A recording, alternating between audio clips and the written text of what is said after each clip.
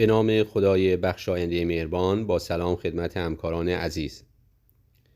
در این آموزش می‌خواهیم در مورد لبخوانی یا لیپ سینک صحبت بکنیم و اینکه ابزارهای هوش مصنوعی چگونه می‌توانند به ما کمک بکنند تا یک صدا رو بر روی یک تصویر قرار بدیم و حرکت لب‌های اون تصویر با صدایی که روش قرار دادیم هماهنگ بشه. به این عملیات در اصطلاح میگن لیپ سینک یا لبخوانی. خب یکی از سایت هایی که امروز میخوایم راجع بهش صحبت کنیم سایت ایجن هست. دو تمرین انجام میدیم. در تمرین اول یک صدای واقعی رو از قبل رکورد کردیم و یا اینکه در داخل خود هیجن عملیات رکورد صداش رو انجام دادیم. اون صدا رو بر روی یک آواتار میذاریم و عملیات لبخوانی اتفاق میافتد.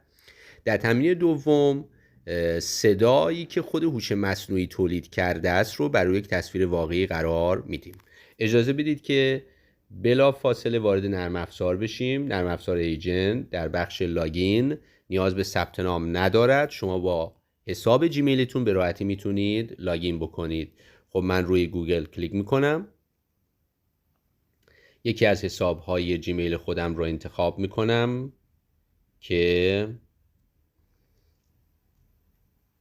بتونم از قابلیت‌های این سایت بهره ببرم. می‌بینید که خیلی راحت وارد فضای سایت میشه. در سمت چپ روی کرییت ویدیو میزنم. از من سوال میکنه که چه نوع ویدیویی رو میخوای. گزینه آواتار ویدیو رو انتخاب میکنم.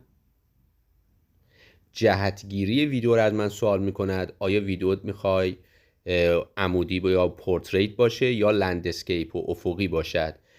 ترجیح من در اینجا پورتریت هست. شما میتونید به سلیقه خودتون اگه دوست داشتید لندسکیپ رو انتخاب بکنید. روی کرییت پورتریت ویدیو کلیک میکنم.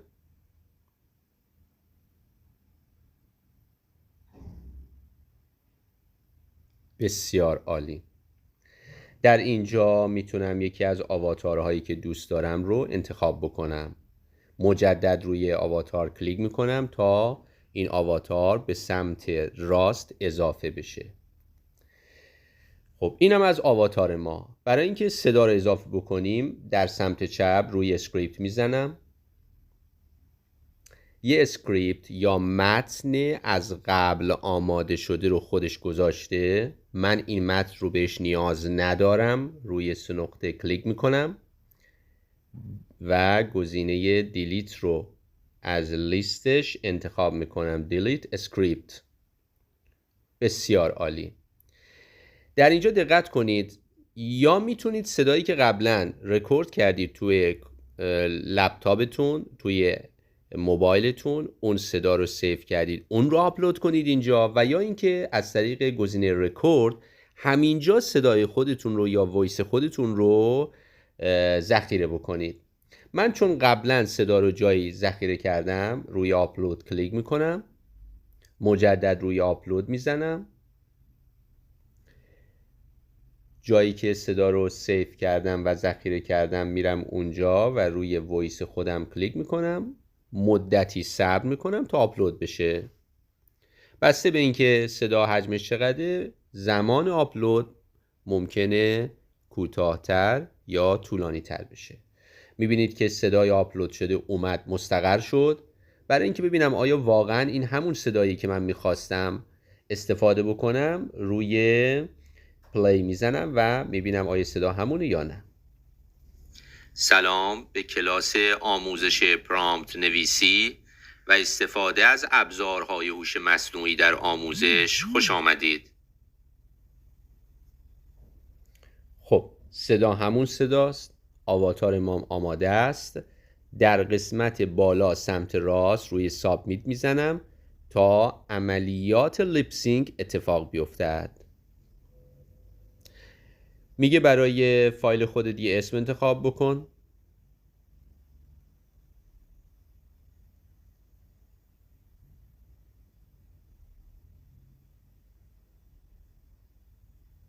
یه اسم براش انتخاب میکنم. رو اینتر میزنم.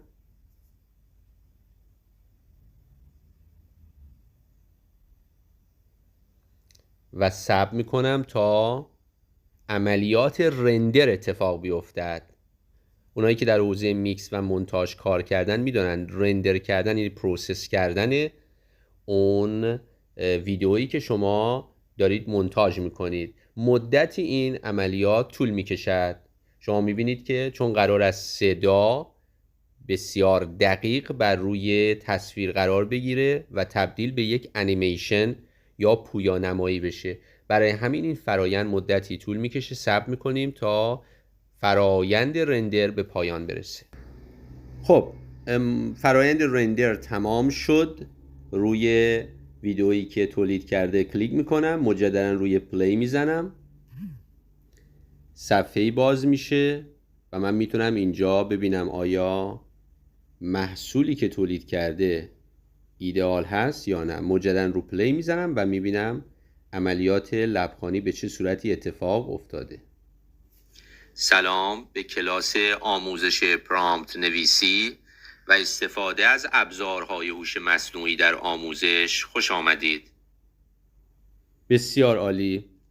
اگر هم دوست داشتید که این رو دانلود بکنید و سیو بکنید در داخل کامپیوتر خودتون یا موبایل خودتون، در قسمت بالا سمت راست میتونید روی دانلود بزنید و این رو سیو بکنید.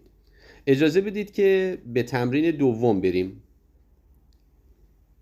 در تمرین دوم من یک متن می‌نویسم، هوش مصنوعی خودش صدا رو تولید میکنه، اما این بار به جای اینکه یه آواتار بدم یک تصویر واقعی بهش میدم. مجدد روی کرییت ویدیو کلیک میکنم، آواتار ویدیو، کرییت پورتریت ویدیو و وارد صفحه تولید ویدئوی لبخوانی میشم. در بخش آواتار به جای اینکه آواتار انتخاب بکنم میرم در قسمت فوتو آواتار و یک تصویر آپلود میکنم. روی آپلود کلیک میکنم، مجدد select photos، از لیست تصاویر یک عکس واقعی رو انتخاب میکنم و به این صورتی که شما مشاهده میفرمایید. بعد در قسمت پایین رو آپلود میزنم تا تصویری که انتخاب کردم آپلود بشه. کانتینیو. برای تصویرم یک اسم انتخاب میکنم.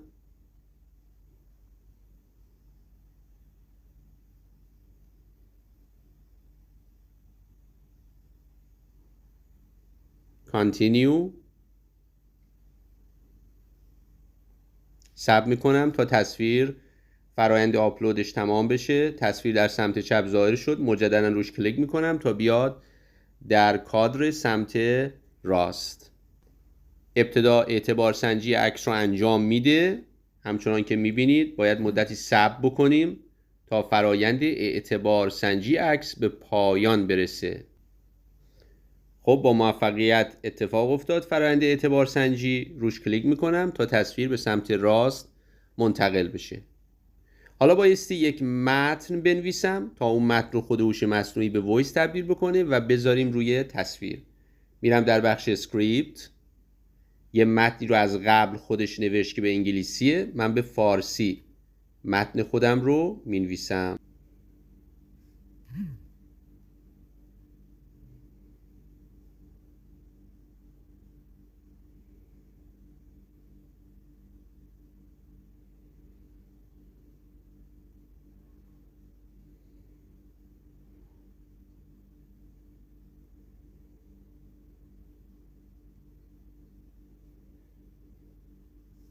قبل از اینکه ما روی سابمیت بزنیم و محصول نهایی تولید بشه، اجازه بدید پیشنمایشی از صدا رو گوش بکنیم.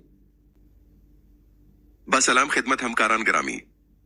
خب میبینید که صدا تولید شده و تصویر هم موجود هست. روی سابمیت میزنم. از من میخواد که یک اسمی براش انتخاب بکنم.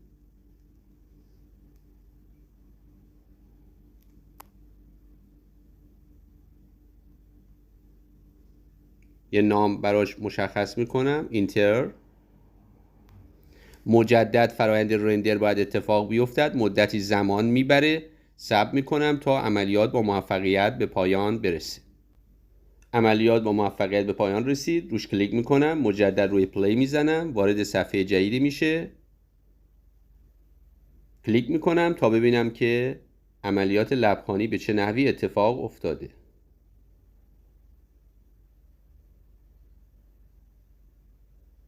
با سلام خدمت همکاران گرامی. خب تمام که شد. اگر پسندیدید این ویدیو رو میتونید روی گزینه بالا سمت راست دانلود بزنید و اون رو دانلود کنید در داخل کامپیوتر و یا موبایل خودتون. به پایان آموزش رسیدیم. امیدوارم مطالبی که در این آموزش گفتم مفید واقع شده باشه. موفق و مؤید باشید.